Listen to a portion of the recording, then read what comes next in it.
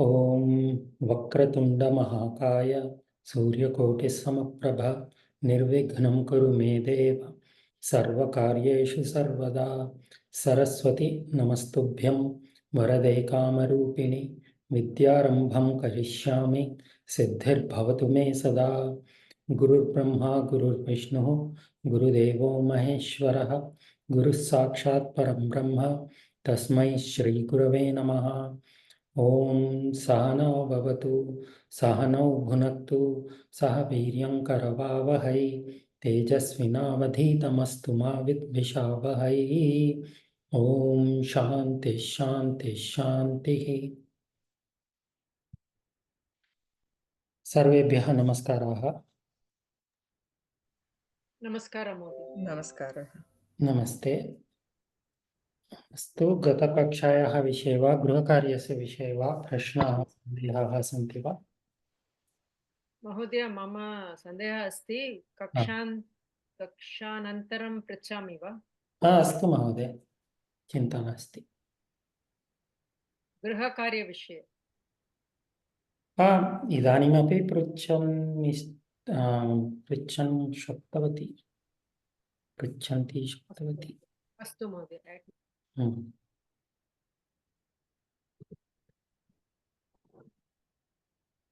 महोदय, I had a doubt about सम्यक् न श्रूयते महोदय। शुक्लाम्बरधरं, that shlokam, dharam, I am not very. यः धरति सः धरः। Now, why is it not a bahuvrihi? Bhavan likitavan, it is not bahuvrihi. न केवलं शुक्लाम्बरं, तत्र शुक्लाम्बरम् इति बहुव्रीहि नास्ति इति मया उक्तं। तत्र शुक्लाम्बरं वस्त्रस्य विषये वदति किल? No, it refers to Vishnu. I mean, it refers to Vishnu. Shuklambaradharam Vishnum. सत्यमेव, परन्तु किं भवति तत्र शुक्लम् अम्बरं, so that is the vivaranam of the ambaram. Shuklam iti visheshanam asti ambarasya. Shuklambaram vishnum iti va asti chet tatra bahuvrihi bhavati. We are not, if there is no dhara there, so just like pitambaraha vishnu, Pitam अंबरम यस्य सः एवमेव शुक्लम अंबरम यस्य सः। केवलं यदि पीतांबरः शुक्लांबरः इति अस्ति चेत्, परन्तु अत्र पदं शुक्लांबरधरः इति अस्ति। मया उक्तं तत्र शुक्लांबर इति समस्तपदं बहुव्रीहिः नास्ति। किमित्युक्ते केवलं तत्र वस्त्रस्य विवरणम् अस्ति, वस्त्रविषये एव तत्र उक्तं। शुक्लांबरं धरति इति शुक्लांबरधरः इति समासः। So it is not, yes, it is talking about Vishnu, परन्तु तत्र समासः भिन्नः। समासद्वयम् अस्ति तत्र। समासद्वयम् अस्ति। शुक्लम् अम्बरम् इति कर्मधारय समासः, शुक्लम् अम्बरं धरति इति शुक्लांबरधरः, तत् उपपद तत्पुरुष समासः अस्ति। समासः अस्ति तत्र, परन्तु बहुव्रीहिः न। द्वितीय समासः बहुव्रीहि एव न। शुक्लांबरं धरति इति शुक्लांबरधरः। isn't that बहु कथं बहुव्रीहिः? शुक्लांबरं धृतं येन सह। तस्मिन् समये समस्तपदं किं भवति? चिन्तयतु एकवारं। शुक्लाम्बरधृतः भवति। Okay okay okay okay See, you can't, Rajashri Mahoday, yes, it is talking about Anyapadam, Parantu Tatra Yad Shabdam Upayujya, we have to do it in the Dvitiya to Saptami Vibhakti, right? Yad Shabda is in Dvitiya to Saptami. Atra Tatra Lekhitam Shapnamaha. Okay एकम् अन्यम् उदाहरणं दास्यामि. कुम्भकारः इति अस्ति. तस्य अर्थः कः? कुम्भकारः, Potter इति आङ्ग्लभाषायाम् अस्ति किल? कोऽपि चिन्तयतु. सामान्यवाक्यमेव वदतु, चिन्ता नास्ति. कुम्भं करोति यः कुम्भं करोति सः कुम्भकारः. यः कुम्भं करोति सः कुम्भकारः. नो चेत् विग्रहवाक्यरूपेण कुम्भं करोति इति कुम्भकारः. ईदर् वन इज फाइन. यः श्वेतांबरं धरति सः शुक्लांबरं धरति सः शुक्लांबरधरः. So it is not, it is using yat shabda in the prathama vibhakti. Remember, in the bahuvrihi, the yat shabda will be in dvitiya to saptami. Satyam? So what kind of samasa is this now? Shuklambaram dharati iti. That's a type of Upapada. Bhavati vadat. We are both talking at the same time. You finish. Okay. So what is that samasa called? Upapada tatpurusha Upapada. samasa. Oh, okay. Upapada, okay. प्रथमं तु कर्मधारयः अस्ति. श्वेतम् अम्बरं. तत्र अम्बरस्य विषये अस्ति. श्वेतम् अम्बरं. सो अम्बरस्य विवरणम् अस्ति. क्षमतां, शुक्लम् अम्बरं. श्वेतम् इति वदामि. शुक्लं, same thing, same meaning. Shuklam Ambaram. So it is first talking about the cloth, and then it is saying that he who wears a white cloth is Shuklambara Dharaha. Avagatam va Rajashri Mahoday? So because of that Dharati, you're saying it is not, but actually it is. Vadatu. Speak out your thoughts. Form your thoughts. Is it not a Visheshanam to Vishnu? It is a Visheshanam to Vishnu. Sarvada Visheshanam asti chet bahuvrihi ev na.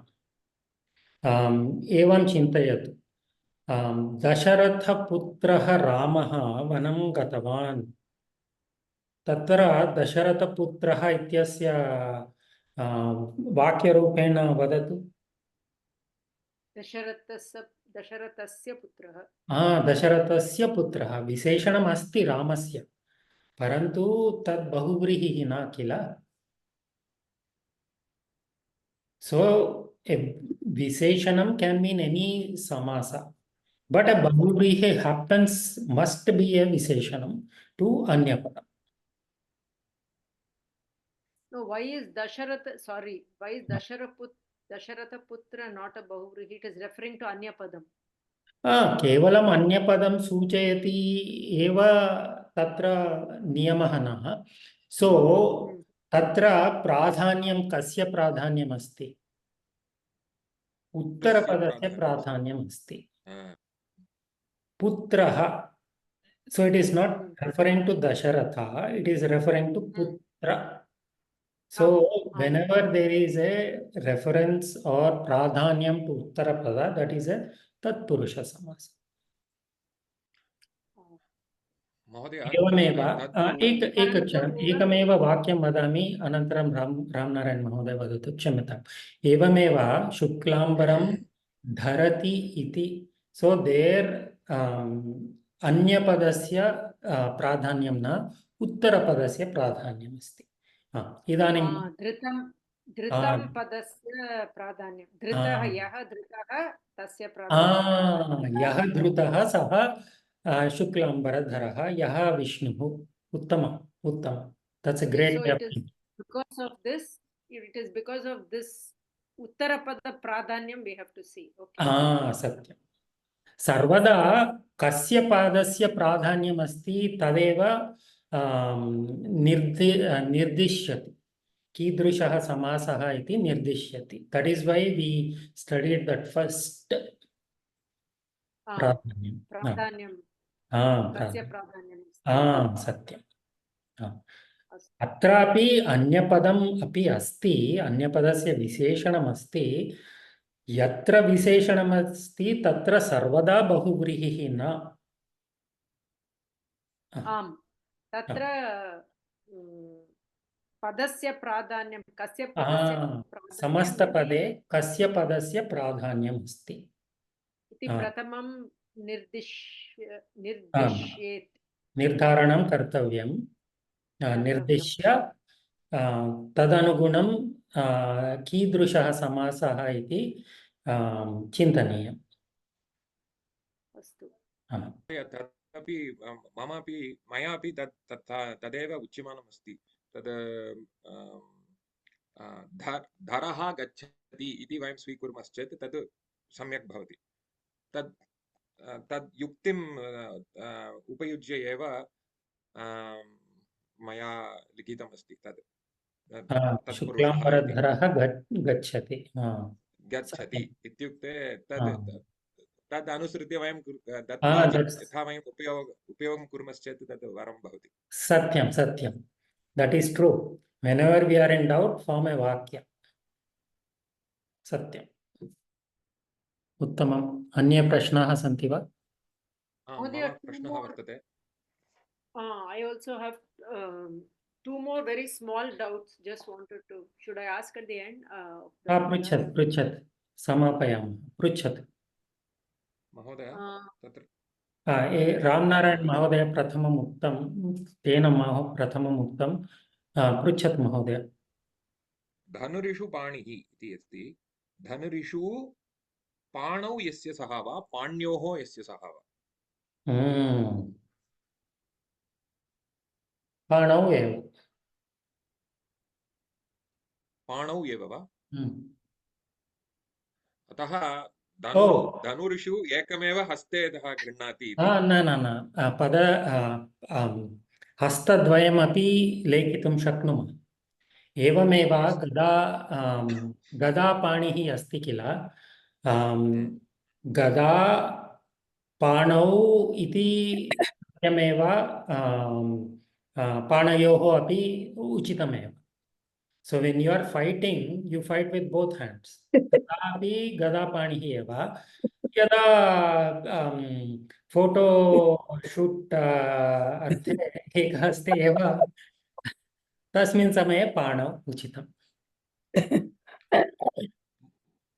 महोदय अनन्तरं तत्र लघुप्रश्नः चामरकर्णः इति पदं चामरकर्णौ इव कर्णौ यस्य सः इति परीक्षायां पुनः चामरकर्णौ इति पदस्य विग्रहवाक्यं लिखितव्यं वा चामरौ इव कर्णौ चामरकर्णौ इति कर्मधारयः इति तत् पुनः लिखितव्यं वा लेखनीयं चेत् उचितं भवति I would advise to write it like that. Write both the samasas. Oh, okay. Rajashri Mahoday, पृच्छतु भवत्याः प्रश्नः. That laguda hastau vriddau. So bhavan dattavan lagudaha haste yayoho tau. So aham likitavati lagudau hastayoho. So samyak va. न न Lagudaha, हस्तयोः meaning wise, artham ashritya, possibly not correct.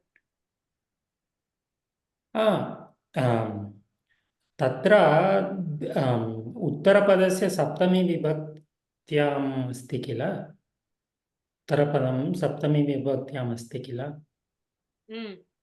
so it has to be in saptami. Mahodaya, that I have written in Saptami. Lagudau hastayoho. Saptami Oh. dvivachane. द्विवचने सम्यक् एव एकवचने वा द्विवचने उचितमेव Lagudau hastayoho. किमर्थं हस्तयोः Lagudaha lagudau. Like instead of lagudaha haste. हस्ते हस्तयोः अस्तु Lagudaha एकवचनं द्विवचनं सत्यं द्विवचने लिखितवती. सत्यमेव Same gada panihi. Gada can be in one hand or two hands. In both cases, ekavachanam or dvivachanam will make it gada panihi only.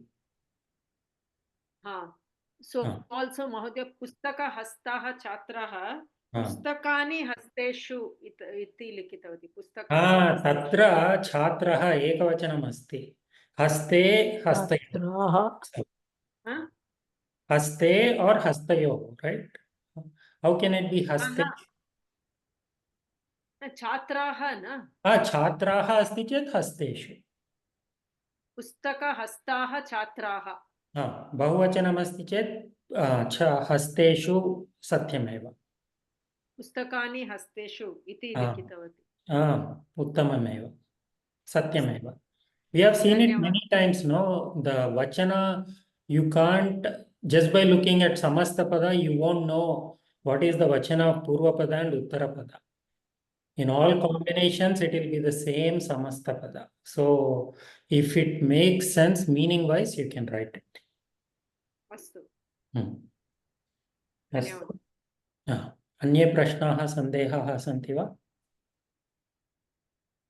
महोदय हर्षं yeah class 12 slide number 6 over there there is a nirgata ha chhatraha 1 minute nirgataha chhatraha yasmat sah so it can be nirgata chhatra yasyaha sa right न न अन्यपदं किं गृहम् अस्ति अन्यपदं गृहम् अस्ति oh अन्यपदं गृहम् अस्ति so the yad shabda is determined based on the anyapada okay but that okay so यदि then it is यदि अत्र नगरी गृहस्य स्थाने नगरी अस्ति चेत् यस्याः सा लेखितुं शक्नुमः then saha will be tat then कुत्र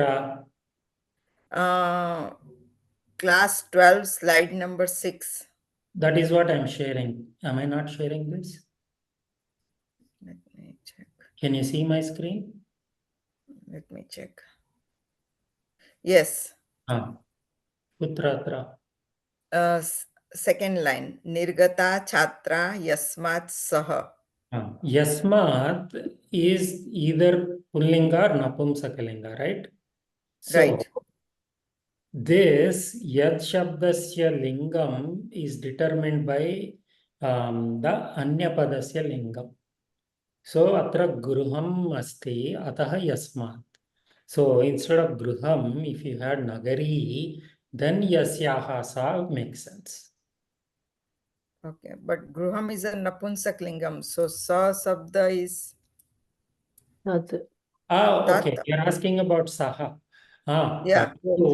Parantu atra, who are we talking about? Chhatra, right? Yatraha. Oh, you are saying it should be sa. Yeah, then it should be sha. Sa. Typo asti. That make me confused. No, mama dosha.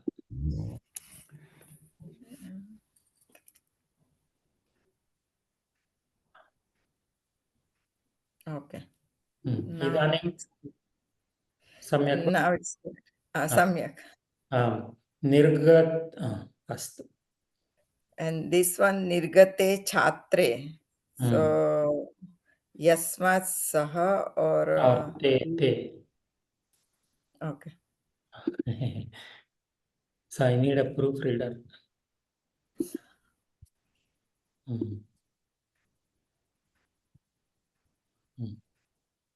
आहा.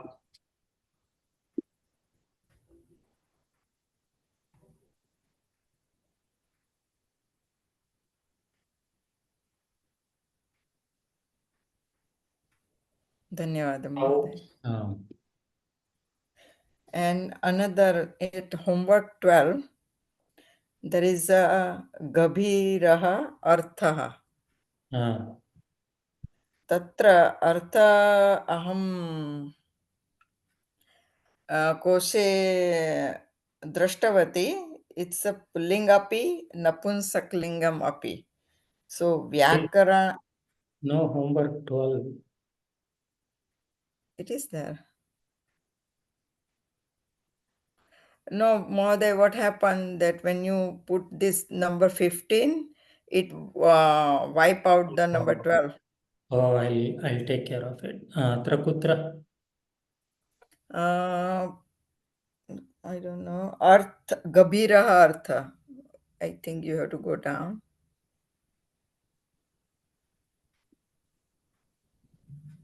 Go down little. Yeah, over there. Gabhirarthani. So if I use Napunsaklingam, Vyakaranam is Napumsakalingam. right, but Artha api kose drashtavati, Artha api either Pullinga or Napunsaklingam api. So For if I Vyakarana, write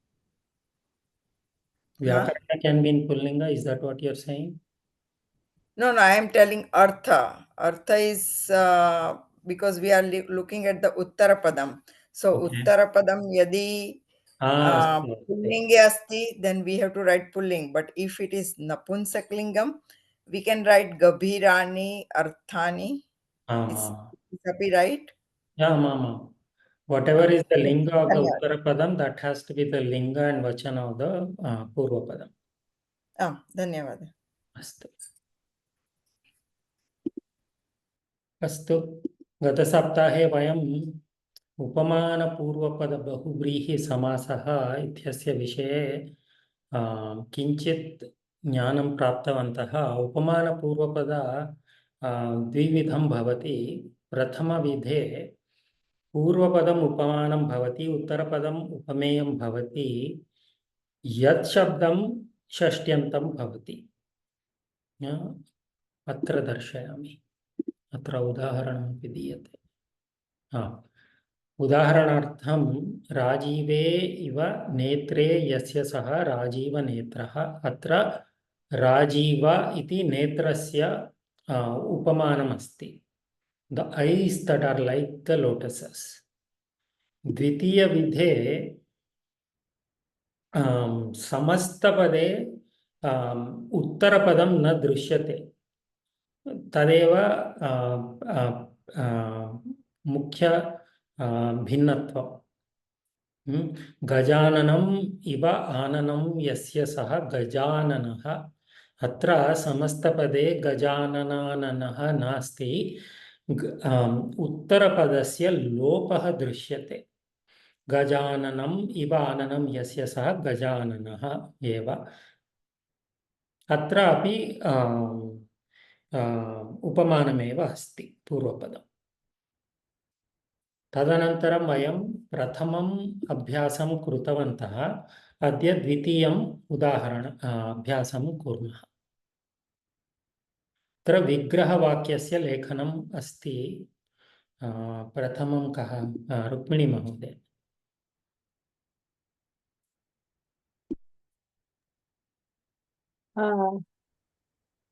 चन्द्रः इव वदनं यस्याः सा चन्द्रवदना. उत्तमम्. चन्द्रः इव वदनं यस्याः सा। अत्र गतसप्ताहे कोऽपि पृष्टवान् पूर्वपदम् उत्तरपदं द्वयोर्मध्ये विशेषणविशेषभावः अस्ति वा भवेत् वा इति। समाधानं किम्? इव शब्दं No, forget about iva. Purva and uttarapada. Is there a visheshana vishesha bhava between those two? That was the question. So what is the answer? No. No. Kimartham? It's an upamanam. It's not a visheshan. Parantu Mom, I have to do a job interview. I have to interview so I can do that. So. karanam kim? Oh, I thought you looked like. No. Rajashri Mahoday karanam kim? तदेव महोदय तत् उपमानम् उपमेयम् तदस्ति परन्तु अत्र पश्यन्तु चन्द्रः इति पुल्लिङ्गपदमस्ति वदनम् इति नपुंसकलिङ्गं पदमस्ति. So these two can be in different lingas. Astu. So that it is not visheshanam then visheshya. विशेषण विशेष भावः नास्ति तत्र. अस्तु. प्रशान्त महोदय. आं महोदय. उष्ट्रमुखः उष्ट्रः इव मुखः यस्य सः. So is this person's face like a camel or like the face of the camel? उष्ट्रमुखः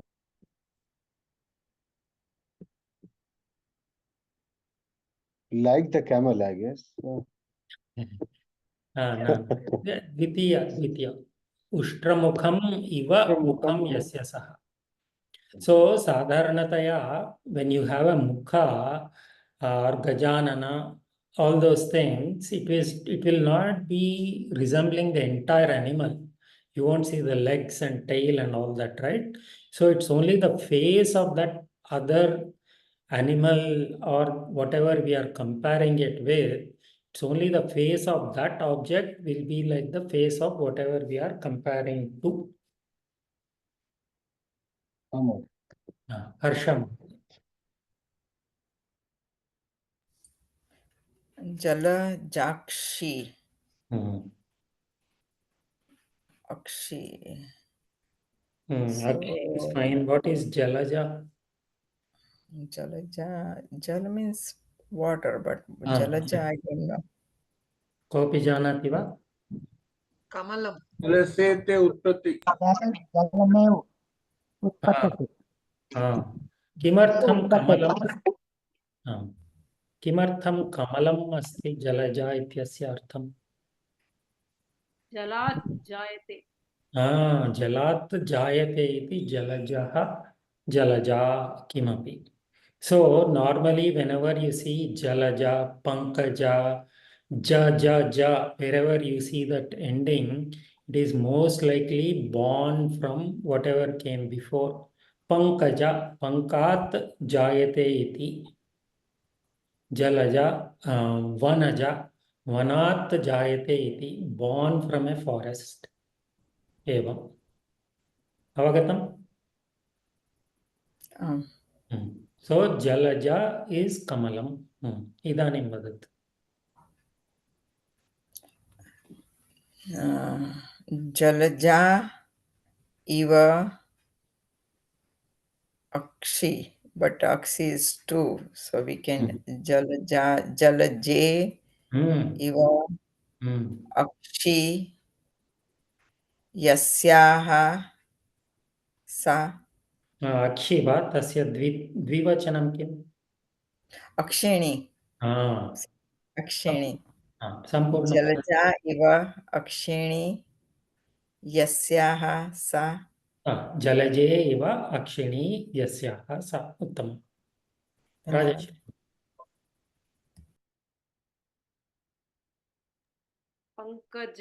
पङ्कजलोचनः अत्रापि पङ्कज अस्ति। तत्र अर्थं किम्?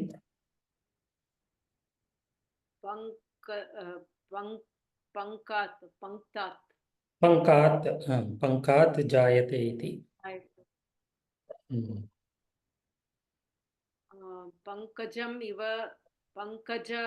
पङ्कजम् इव लोचनं यस्य सः। साधारणतया नेत्रद्वयम् अस्ति किल? पङ्कजे इव लोचने। सत्यं, पङ्कजे इव लोचने यस्य सः। अनन्तरं रामनारायण महोदय नास्ति अत्र, शारदा महोदय। वृकोदरः वृकः इव उदरः उदरं वृकः इव उदरं यस्य सः। वृकः इत्युक्ते किं महोदय? Wolf. So is his udaram like a wolf or like the stomach of a wolf? Udaram of a wolf. Vrukodaram iva udaram yasya saha. वृकोदरम् इव उदरं यस्य सः। कस्य नाम अस्ति वृकोदरः इति? भीमः।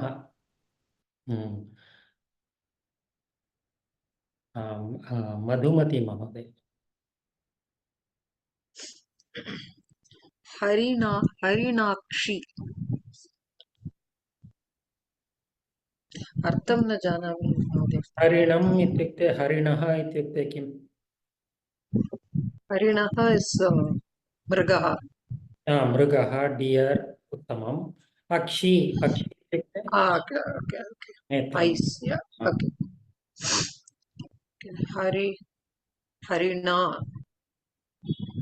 हरिणः पुल्लिङ्ग, हरिणा स्त्रीलिङ्ग। हरिणाक्षी ये पुल्लिंग शब्द स्त्रीलिंग शब्द अक्षी स्त्रीलिंग शब्द।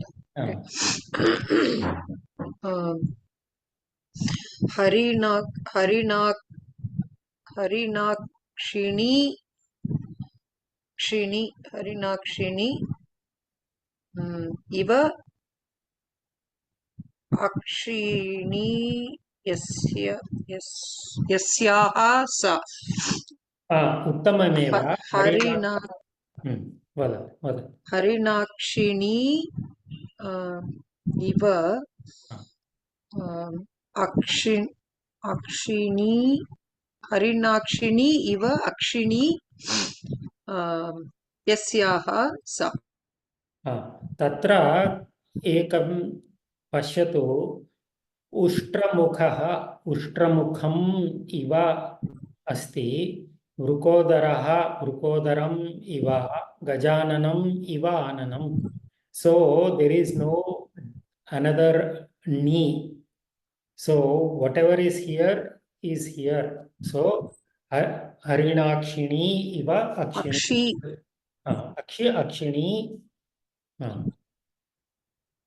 Akshini. Dvivachana.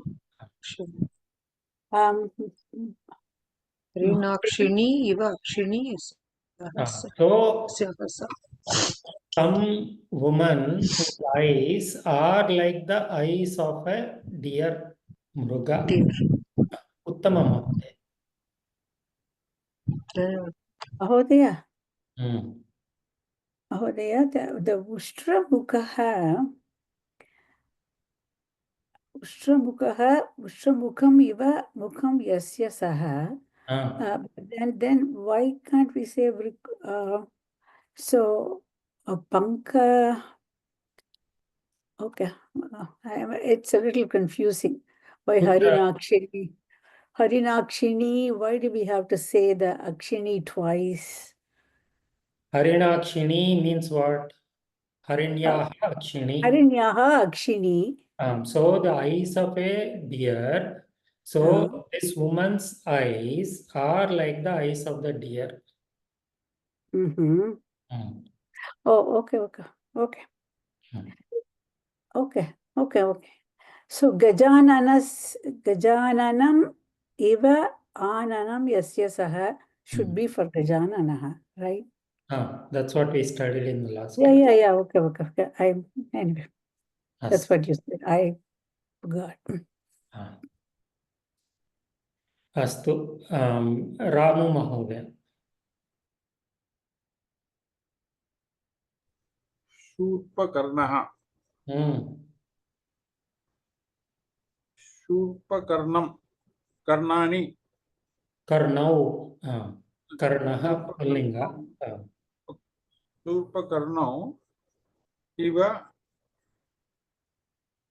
यस्य सः Atra Shurpakarnaha means what? No, exactly. Who is this referring to? Shurpakarna means elephant ears.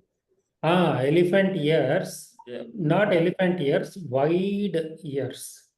Okay. Wide ears. Shurpanakha इति दृष्टवन्तः किल गतसप्ताहे शूर्पाः इव नखाः यस्याः सा शूर्पनखा.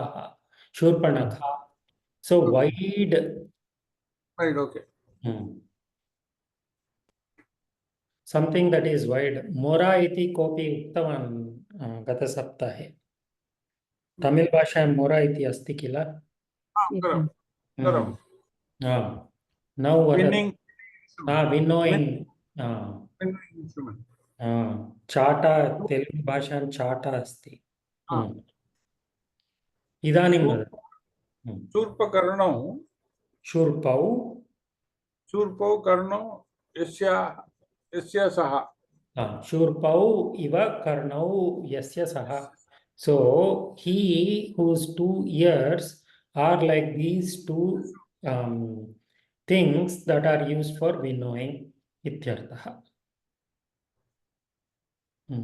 कस्य विवरणम् अस्ति शूर्पकर्णः?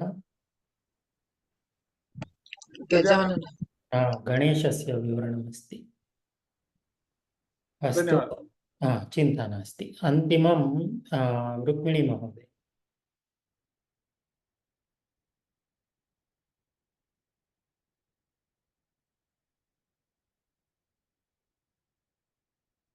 नास्ति वा रुक्मिणी महोदय? प्रशान्त महोदय भवान् करोतु. Here, Mahodaya. करोतु महोदय. Oh, Chandraha iva mukham yasyaha sa. सुलभतया. चन्द्रः इव मुखं यस्याः सा. अत्र एतत्तु वयं पूर्वं दृष्टवन्तः. एकं नूतनं पदमस्ति मेघवर्णं. राजश्री महोदय भवती प्रयत्नं करोतु. मेघम् इव वर्णम्. पुल्लिङ्गं. मेघम् इव वर्णं यस्य सः तं. न पुल्लिङ्गं. मेघः इव वर्णः. मेघवर्णः इव वर्णः. क्षम्यतां. Second type. अस्तु मेघवर्णः इव. He whose color is the color of the clouds. Cloud. एवम्. अत्र पश्यतु. वदतु. अत्र मेघवर्णः, even if we say megham iva varnam, that also will not be wrong, right? Then we are talking only about the color, not about the person.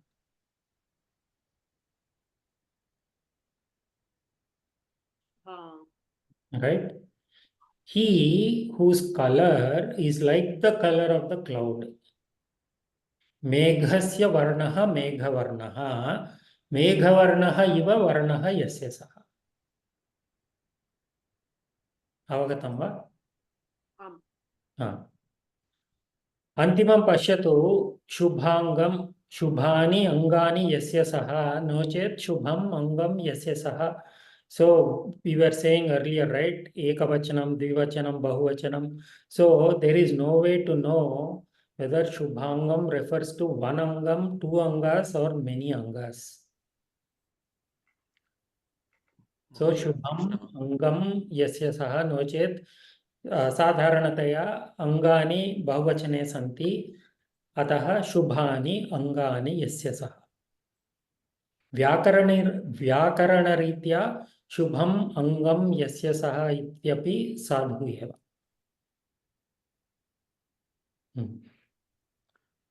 प्रश्नाः सन्देहाः सन्ति वा?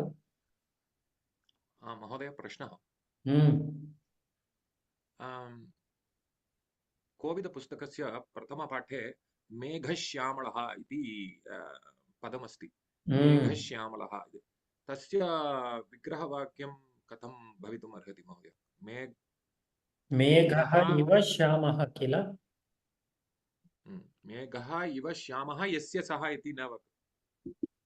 If you सन्दर्भानुसारेण केवलं कर्मधारय अस्ति चेत् मेघः इव श्यामः. So darkness like the cloud. अतः मेघश्यामः इव श्यामः वा?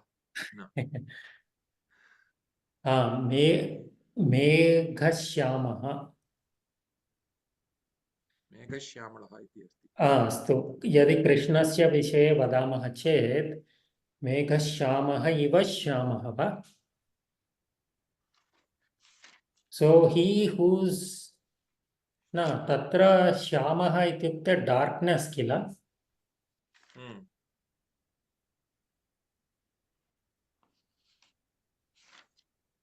कुत्रापि दृष्टं न.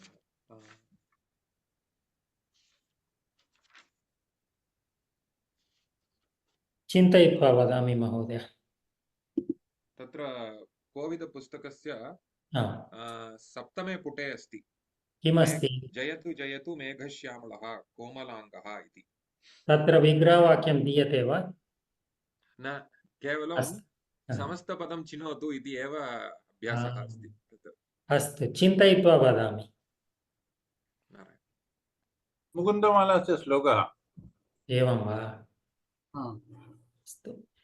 कुलशेखर आळ्वार् लिखितम्. अस्तु.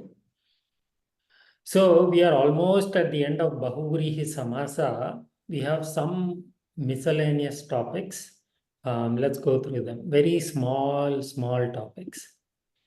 Prathamah Vishaya asti yatra mahat shabdam agacchati Bahuvrihi Samase tada kim kartavyam iti asti kinchit bhinnam asti. Harsha महोदय भवती पठतु. आम्. बहुव्रीहो महत् शब्दं. भीमः महाकायः. महाकायः महान् कायः यस्य सः. महान् कायः यस्य सः इत्युक्ते किम्? यस्य शरीरस् महान् बृहत् अस्ति. महान्. अनन्तरं रामनारायण महोदय.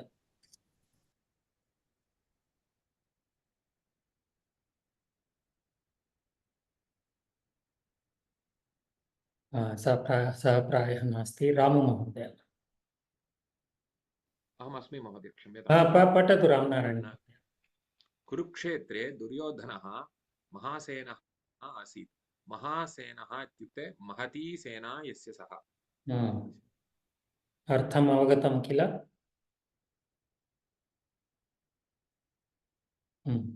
रामु महोदय. हनुमतः महाबलम् अस्ति. महाबलं महद्बलं यस्य सः. महत् बलं यस्य सः. अत्र पश्यन्तु, महान् इति कीदृशं पदं? विशेषणपदं.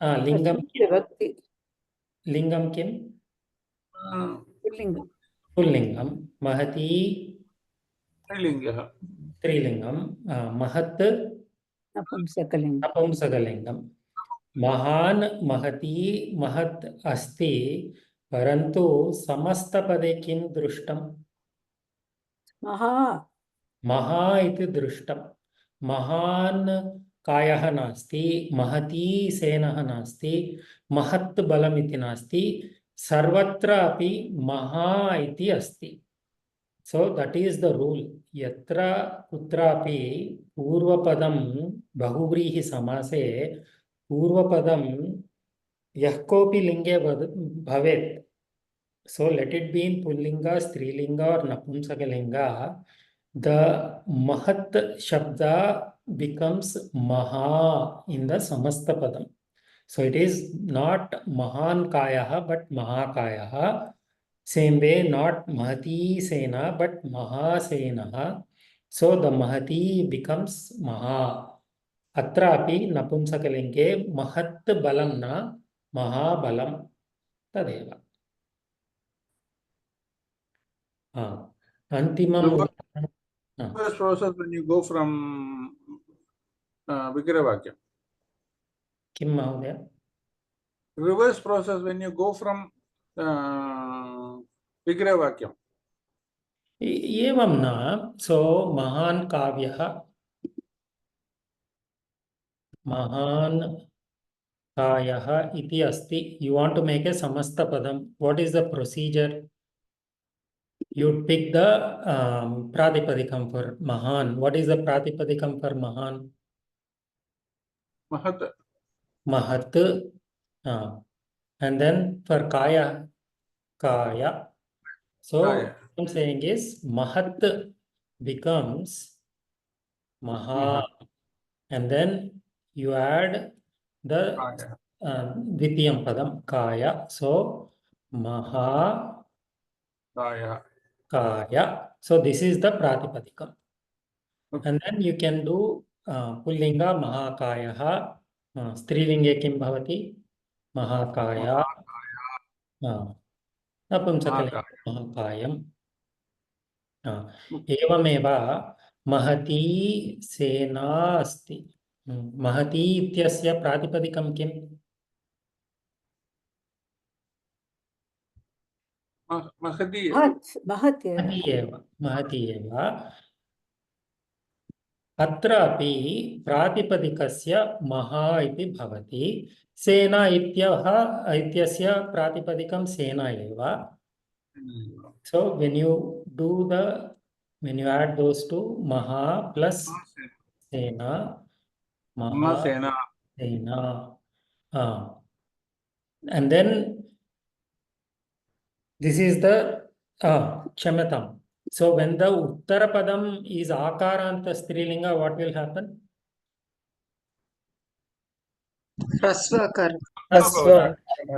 sena becomes sena so mahasena is the pratipadikam pullinge roopam kim Mahasenah.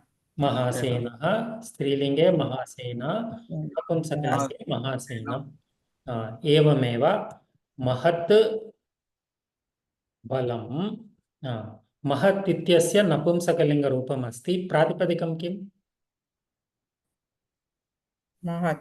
महत् एव महत् becomes maha in this case also बलम् इत्यस्य प्रातिपदिकं बल अस्ति महाबल this is the pratipadikam pullinge kim bhavati Mahabala. mahabala mahabala Balam. बलं so that is the process avagatam धन्यवादः चिन्ता नास्ति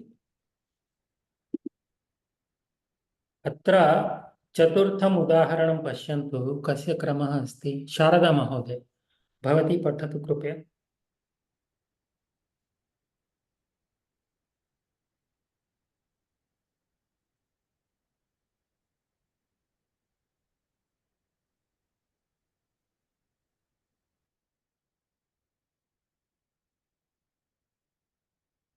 अस्तु मधुमती महोदय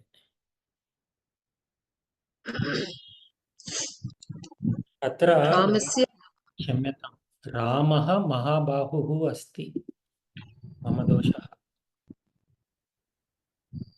एवं मम शङ्का no my mistake typing mistake इदानीं पठतु महोदय रामः महाबाहुः अस्ति महाबाहुः महान्तौ बाहु यस्य सः महान्तौ बाहु द्विवचनम् अतः महान्तौ महान् महान्तौ महान्तः सो अत्रापि महत् शब्दः तस्य महा इति भवति महा ऊकार बाहु न बाहुः महाबाहुः so whether it is in pullinga strilinga napumsakalinga or ekavachana dvivachana bahuvachana the maha whatever form it is in the samastapada it will become maha the mahat will become maha evameva एकः संशयः भीममहाकायः इव रामः महाबाहु एव पूर्यम् अस्ति अधिकं न सत्यं correct it's a विशेषणं धन्यवादः महोदय see mahat shabda is mahat mahantau so it goes like that right? mahan where is this mahan so mahan is a separate shabda or is it the mahat shabda mahat shabdasya पुल्लिङ्गे प्रथमा विभक्ति रूपाणि महान् महान्तौ can you see my screen yes अत्र पश्यतु महत् शब्दः प्रातिपदिकं पुल्लिङ्गे किं भवति महान् महान्तौ महान्तः नपुंसकलिङ्गे रूपाणि कानि महत् महन्ति महान्ति स्त्रीलिङ्गे नदीवत् अस्ति महती महत्यो महत्यः अवगतम् अस्तु अभ्यासान् कुर्मः रुक्मिणी महोदय समस्तपदं वदतु महती विद्या ययोः हे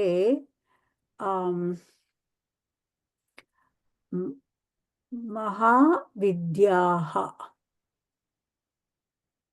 महाविद्या स्त्रीलिङ्ग अत्र विद्याः विद्या विद्या विद्या अत्र विद्या विद्ये विद्ये विद्याः अत्र एकवचनमस्ति वा द्विवचनमस्ति वा बहुवचनमस्ति वा गार्गी मैत्रेयी च वेदेषु बट ययोः ते ओके द्विवचनम् ओके महती महा विद्या विद्यौ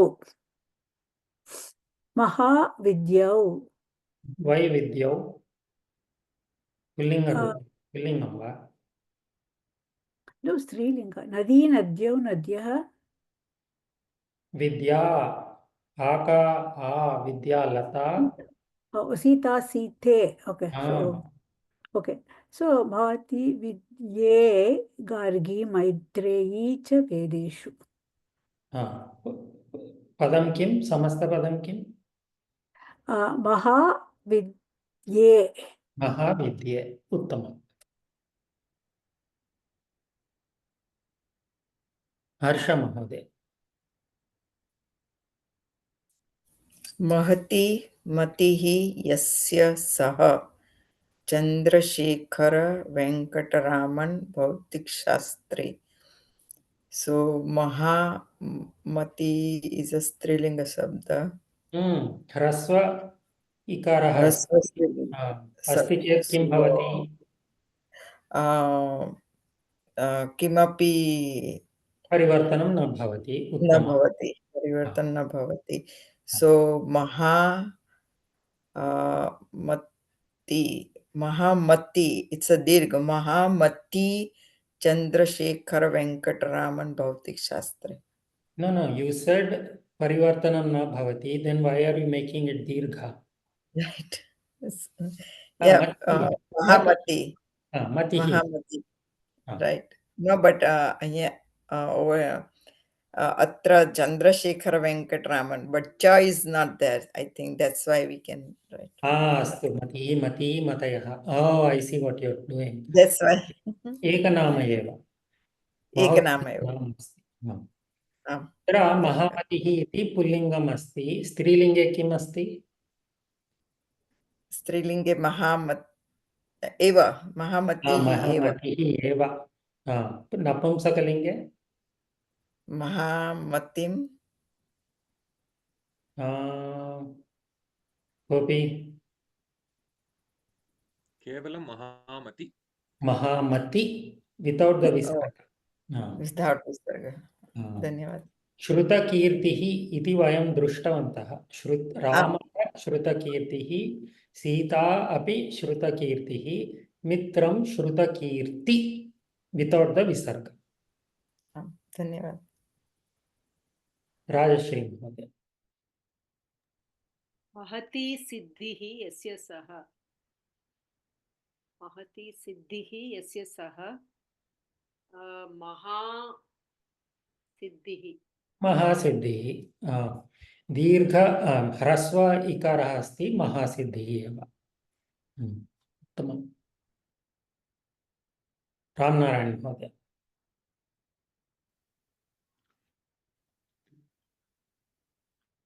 न श्रूयते महोदय. रामनारायण. श्रूयते महोदय, एकक्षणं. महती सिद्धिः यस्य सः. हनुमतः महासिद्धिः इत्युक्ते हनुमान् महासिद्धः. हनुमान् महासिद्धः. हनुमतः महासिद्धिः.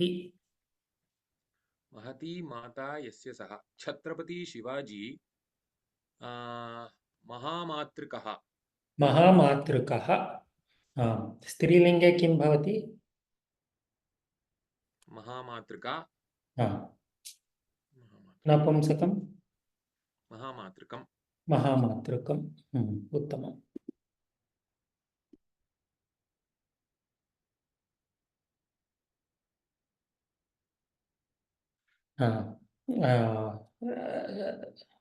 मधुमती महोदय. महत् तेजः यस्य सः.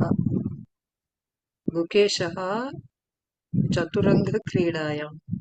You all know this was in the news very recently. Gukesh. Belongs to Chennai, so he's been the talk of the town here. Good. So many festivities around his presence. Part of nation, not only Chennai. Sorry? The whole nation, not only Chennai. No. He said you would have heard. I said here it is all, so many events are happening in Chennai. That's why I said.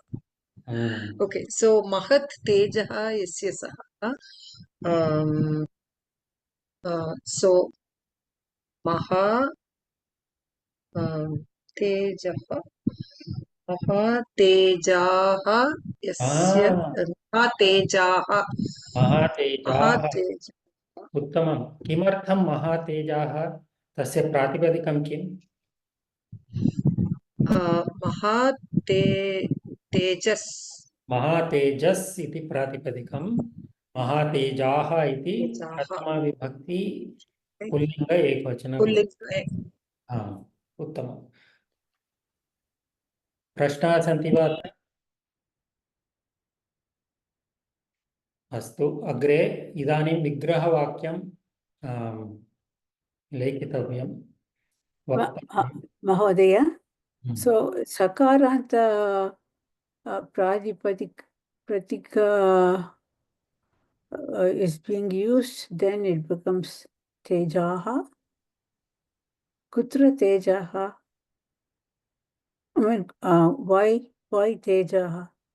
So it's a Sakaranta form. Sakaranta Pullinga has 2 or 3 different forms which we studied. One form is for Tejas, where it will be Tejaha Hrasvam Agachati. Parantu Mahatejas iti asti chet Mahatejaha iti Ekavachana Rupam. So there are 2 or 3 different Sakaranta Rupas. So go back to your Malati notes or Lata notes and study. Okay.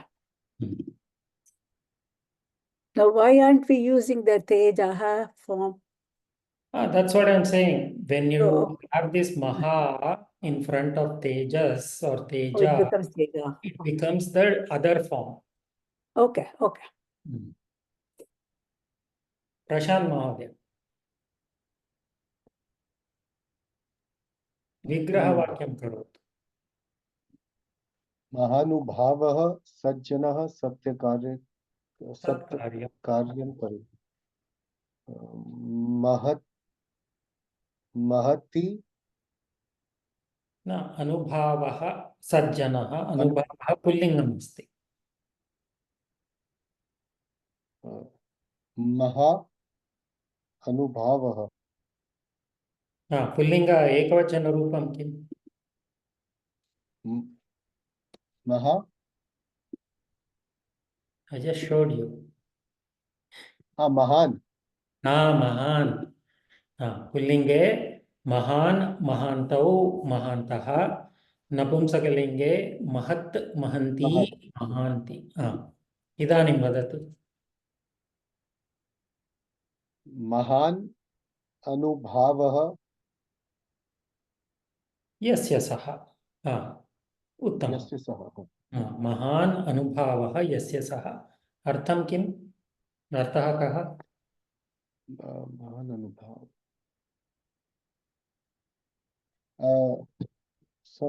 someone This should give you a clue. Sajjana, Sajjana, yeah, like I'm not like someone some big man, you can say in that sense. अनुभवः, जिनके भाव, जिनके सोच महान है, whose thoughts हर्षम. So, Mahodaya, so anubhavah, is it anubhavati iti anubhavah? अहं न जानामि, अनन्तरं पश्यामः. हर्षम. Okay. Esha Mahavruksha Nagari. So it's Strilinga. परंतु Vruksha is a Pulingam. So Mahan Vrukshaha Yasyaha Sa. महान् वृक्षाः यस्याः सा महावृक्षा नगरी. साधारणतया नगर्याम् एकमेव वृक्षं न भवति. बहुवचने किम्?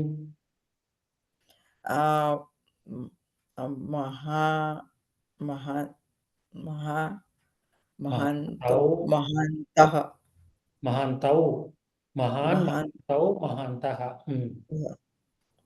महान्तः वृक्षाः यस्याः सा.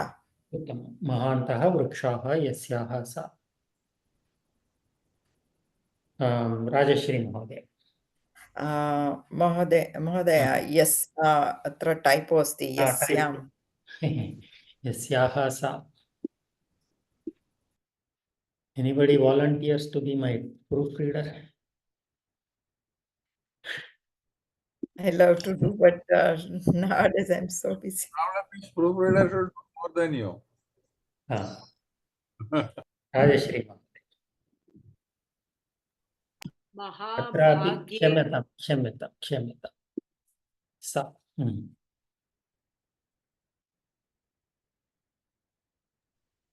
महाभाग्येन भक्तेन सुलभतया भगवतः दर्शनं प्राप्तम्.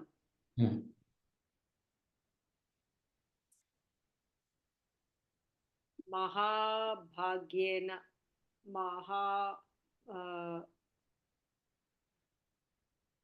महान् महान् नो महत् भाग्यं यस्य सः तेन उत्तमम् महत् भाग्यं यस्य सः तेन बहुवचने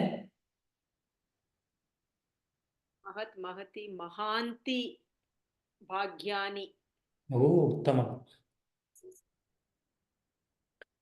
यस्य सः तेन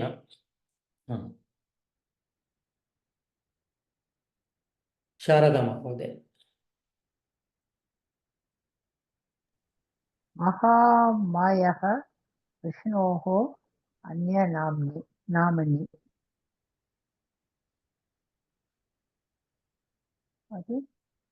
महान्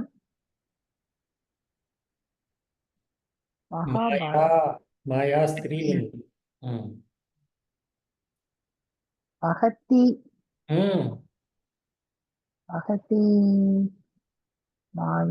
माया यस्य सः विष्णु पुल्लिंग महती वदतु यस्य सः महती माया यस्य सः विष्णुसहस्रनामे आगच्छति किल अतीन्द्रियो महामायो इत्यादि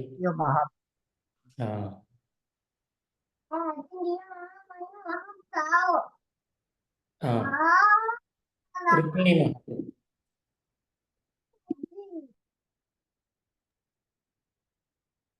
महासेनस्य दुर्योधनस्य कुरुक्षेत्रे मरणं प्राप्तम् महती सेना यस्य सः तस्य महती सेना यस्य सः तस्य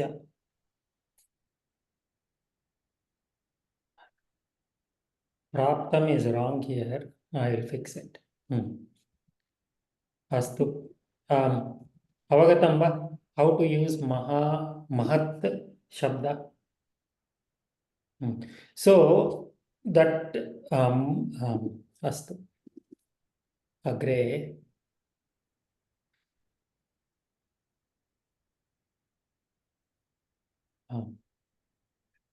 राजश्री महोदय पठतु कृपया अग्रतः पृष्ठतश्चैव पार्श्वतश्च महाबलौ आकर्णपूर्णधन्वानो रक्षेतां रामलक्ष्मणौ प्रायः सर्वे जानन्ति महाबलौ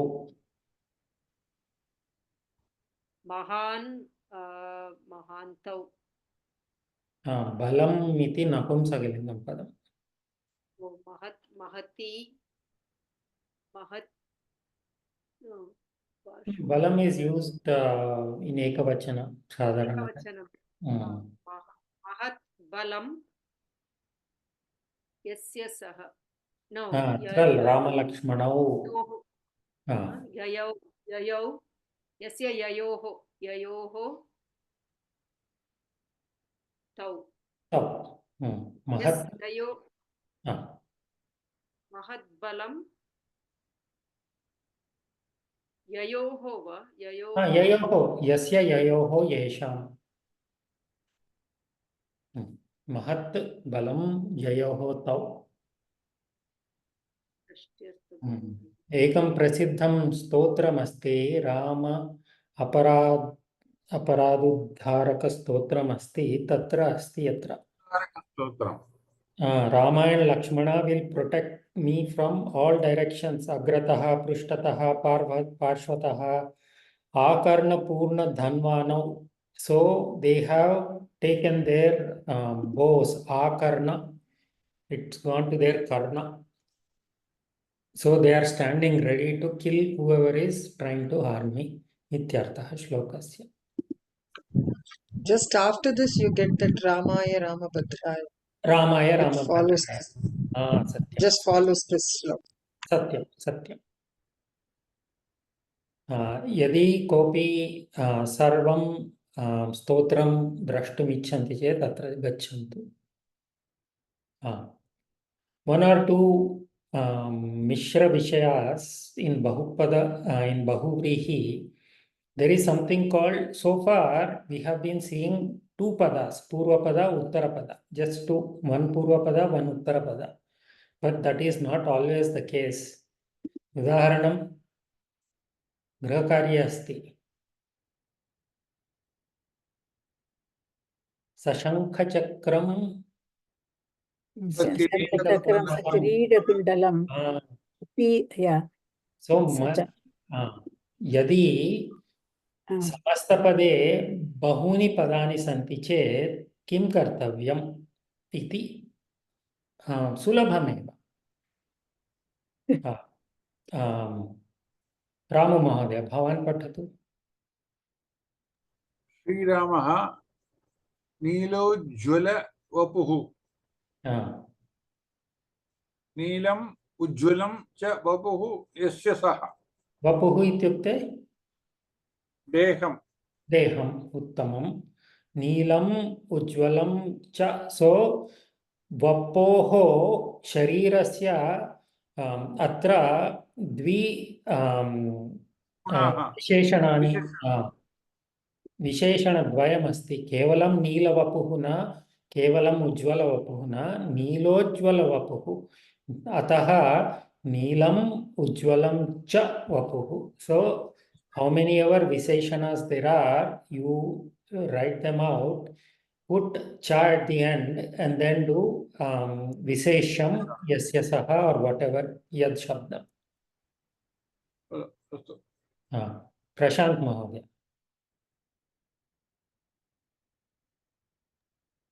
Mahodaya. Gauri Divya Sundara Vigraha Devi Asti.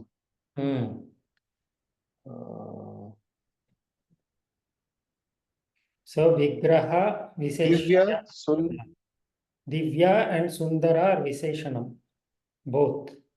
So Divyam Sundaram.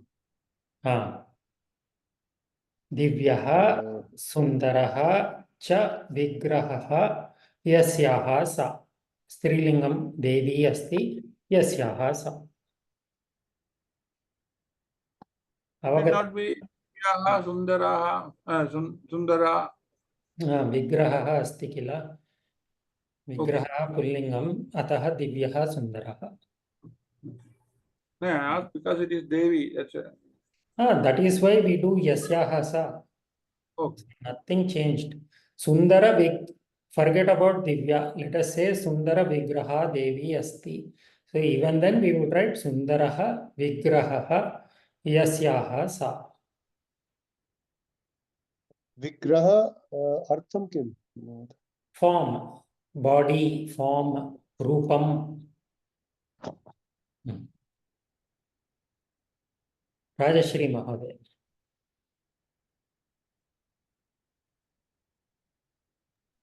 Surya Chandragni Lochanah Shivah. Suryah Chandrah Agnihi cha Lochanani yasya saha. Uttama. Suryaha Chandraha Agnihi cha Lochanani yasya saha. So in all types of Bahuvrihi, the same rule will follow. So Rajiva Lochanaha, Rajive Lochane yasya saha. When we had only one Upamanam, Atra Upamana, not Upamanam, Kim? Upamanameva. No, this is not Upamana. Vishesha Suryaha Chandraha Agnihi cha Lochanani yasya saha. Eva Trilochanaha. Trilochanaha satyam. Ekam anyam rupamapi asti atra patatu Rajashri Mahodaya. Evamapi kartum shaknumah. सूर्यः च चन्द्रः च अग्निः च सूर्यचन्द्राग्नयः इतरेतरद्वन्द्वः सूर्यचन्द्राग्नयः लोचनानि यस्य सः समानाधिकरणबहुव्रीहिः। अवगतं वा? आम्। एवमपि कर्तुं शक्नुमः, एवमपि कर्तुं शक्नुमः।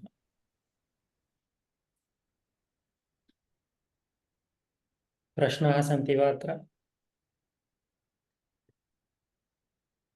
Bhanuvaде, like the last, like, could you just tell this, like, this, like Vapu, like this Vapu is Napunsak Lingam, पुल्लिङ्ग or Vapu is it Pullinga? Deham, you said earlier. Like Vikraha is also again then पुल्लिङ्ग Pullinga, Lochanani, Lochanam, that is then नपुंसकलिङ्ग. Lingam. Like, could you tell the gist again? Like, I'm still like, I don't know. I didn't get it. तत्र नीलशरीरः विष्णुः विग्रहवाक्यं किं भवति?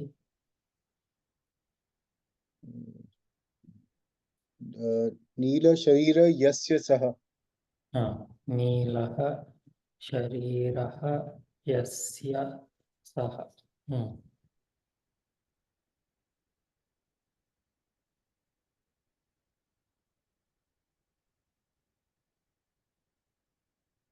So how many Visheshanas are there here in the first case here? One, right? One. Yes. One. Now there are two.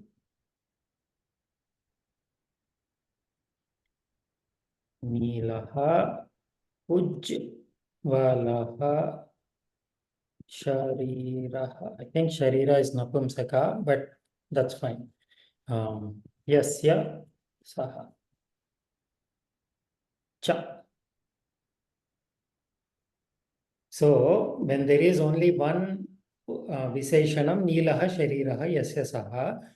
Now here there are two Visheshanas. So we are just listing out everything and saying and blue and radiant Sharira, whose Sharira is blue and radiant. Evam vadamaha. Shiva. What is the difference between this and this? We are just adding. There are two. Acha. That's Yes. all. Okay. That's all I'm saying. There is nothing different from other Bahuvrihi. Avagatam? Dhanyavad. Astu. Sarvebhyah avagatam va? Astu. Vayam rukaranta strilinga padam yadi uttara padam rukaranta strilinga padam asti chet kim bhavati iti vayam drushtavantaha. Kim bhavati? प्रातिपदे पदकं का प्रत्यय योजनीयम्. मातृ अस्ति चेत् मातृक क प्रत्ययस्य योजनं करणीयं. पुल्लिङ्गे अपि एवमेव अस्ति. हर्ष महोदय भवती पठतु. ऋकारान्त पुल्लिङ्ग उत्तरपदम्. यदि उत्तरपदं पुल्लिङ्गः ऋकारान्तम् अस्ति चेत् क प्रत्ययस्य योजनं भवति यथा स्त्रीलिङ्गे.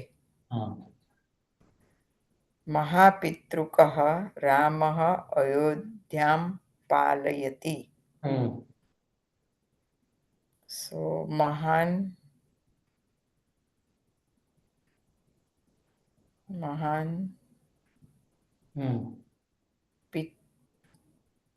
पिता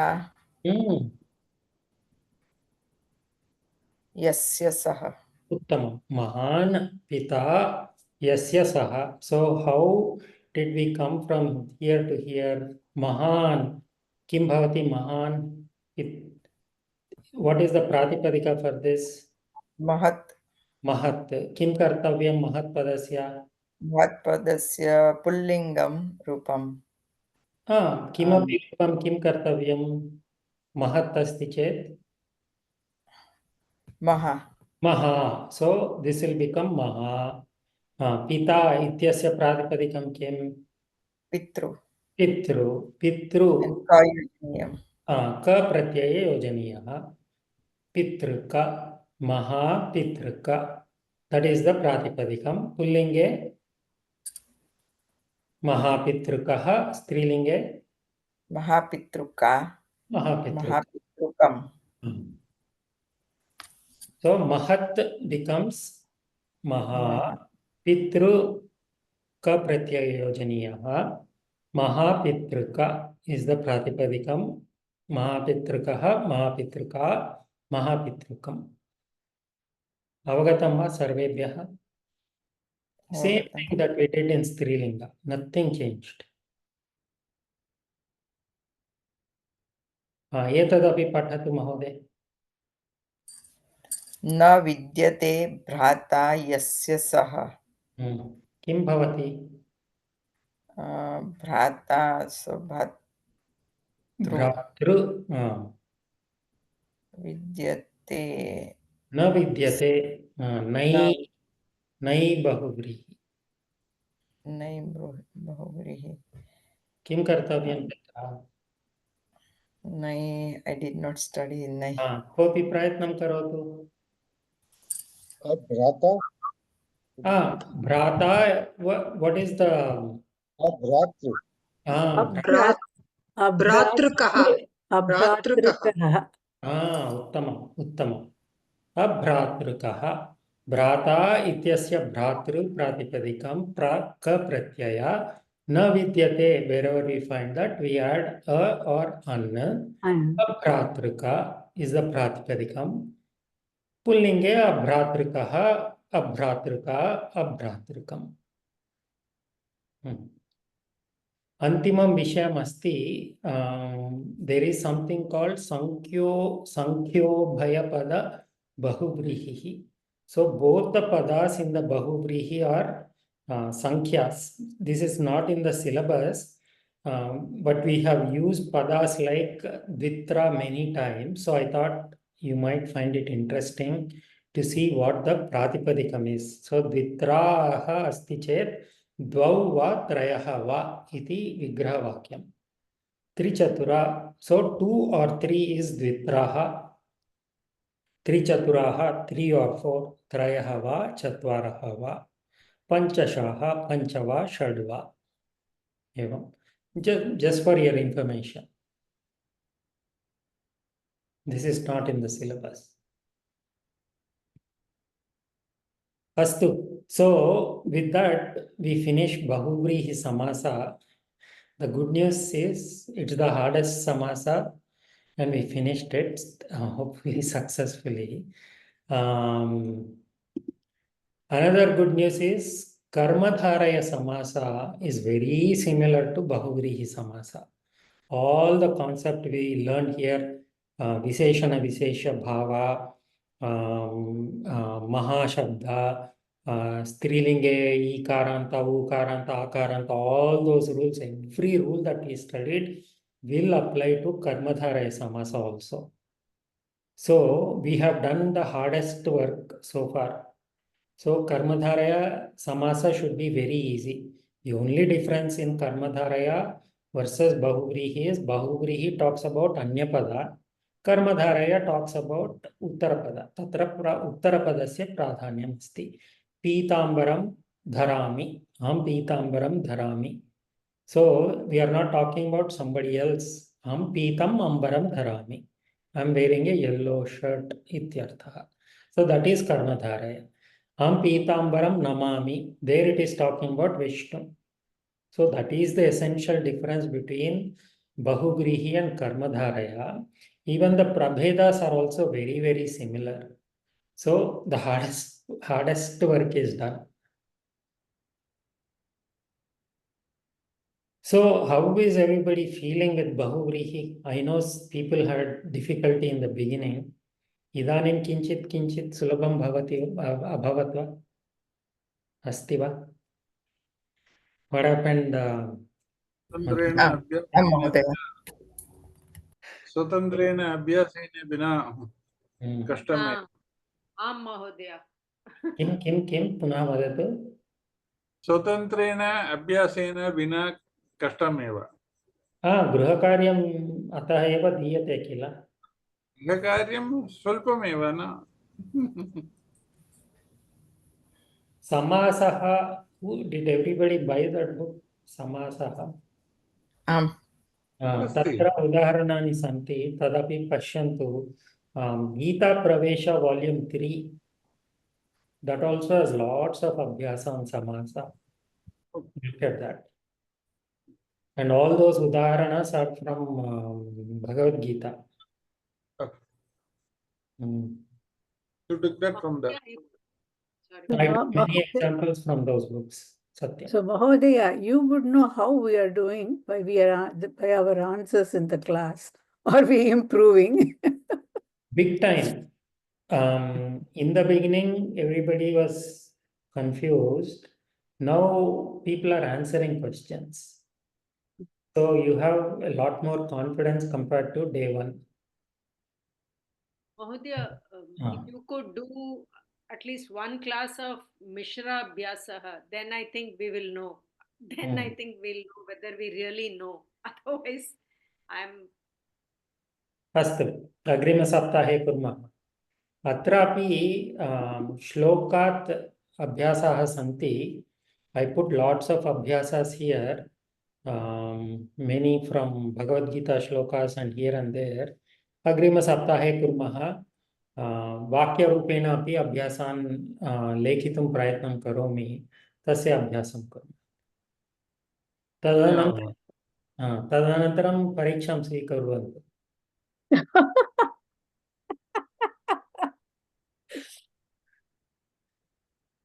Sankranti Parvanaha Anantara. So enjoy your Sankranti. Don't worry about it. We'll have a pariksha at the end of January so that you don't have to study during Sankranti. I don't want to trouble anybody. So let Sankranti go. Then sit down and study. Then If we don't study Mahodaya, we'll forget. We have to keep reading. that is dependent on everybody's individual thing. Yeah. To keep reading, keep thinking about it, So, Madhumati, Kashtam Putra Asti. Why are you shaking your head? Kashtam Putra Asti. Sarvatra asti. Sarvatra, why you are answering questions so well? Meaning, yeah, so what happens is, when in the class, kevalam udaharanam drishtva aham I'm giving the answer. But a standalone question without any support, I have to refer. Astu, evam kurmaha. Revise everything before next week's class. I will spend the time to come up with standalone udaharanas. And like Rajashri Mahodaya said, Mishra Abhyasa. So you won't have any reference. Standalone eva bhavishyati tasya abhyasam kurmaha. I think Mahodaya, as she said, if we do that, we will know. Even if we don't know the answer, when you tell how to arrive at it, like if you look at a word, how do we first? What are the steps to follow to decide what kind of samasa it is? So I think that will help. Like right now, we know possibly some rule for this, rule for that. But when you look at one word, as you said, in isolation. How do you arrive at, is it this samasa or this samasa? Say, that comes with the time. Broadly. So you have actually put that tabular column now, Mahodaya. That is very useful. Likitam maya likitam kila. Yes, yeah, it is very useful, that tabular column. So to answer every time, I go there, I check, and then I do it. So for the Dvigu, Smasa, Itaretara, and we had a very nice The- This tabular column is there after every samasa. You've okay, actually okay. combined all of that and then you've put it. So it is very सत्यं useful. बहुव्रीहिसमासस्य अपि मया लिखितमस्ति अत्र It's there, it's very useful. So when I answer, I go back, I check this, I keep this tabular column, then so maybe, you know, when we are doing this exercise, like if there are words or sentences or whatever, we'll if we have this on the side and like Rajshri Mahodaya has rightly said, if we kind of think you have actually put it, Mahodaya, you know, you've said first find, you know, what pradhanyam, you know, is for which. Is it for the Purva Pada or Uttara Pada? And then so you have actually put the steps for everything. But somewhere if we start, you know, using all of that stepwise. So what do we do first? Do we first find the pradhanyam? Then do we find the samastapada? And then should we look at the linga? So like that, if those steps are there and we, even if we know the answer, if we try to go through that process of those 5 steps or 6 steps, then if we arrive at that, maybe that may be an exercise worth doing. I mean, ideally we should do it ourselves. No, that's where my trouble is. My trouble is I'm in the class. It's because everybody is answering. I'm just looking at the examples and then I'm kind of giving the answer. Okay, meet me halfway. Write down the tables that I shared. Write down all the steps for Vigraha Vakya also that I shared. Keep it with you, next to you in the class. Look at those when we are doing the abhyasa. अस्तु, एवं कुर्मः. अन्ये प्रश्नाः सन्देहाः सन्ति वा? अस्तु. So 16th is a holiday, no? 16th. January 16th. दिने विरामं स्वीकुर्मः. अग्रिमसप्ताहे विरामः नास्ति. अग्रिमसप्ताहे कक्षा अस्ति. Okay. अस्तु, मध्ये भवन्तु कृपया. मङ्गलश्लोकं वदामि, तदनन्तरं प्रश्नाः सन्ति चेत् पृच्छन्तु. ओम पूर्णमदः पूर्णमिदं पूर्णात् पूर्णमुदच्यते पूर्णस्य पूर्णमादाय पूर्णमेवावशिष्यते. ओम शांति शांति शांतिः. हरिः ओम. श्री गुरुभ्यो नमः. हरिः ओम. धन्यवादः.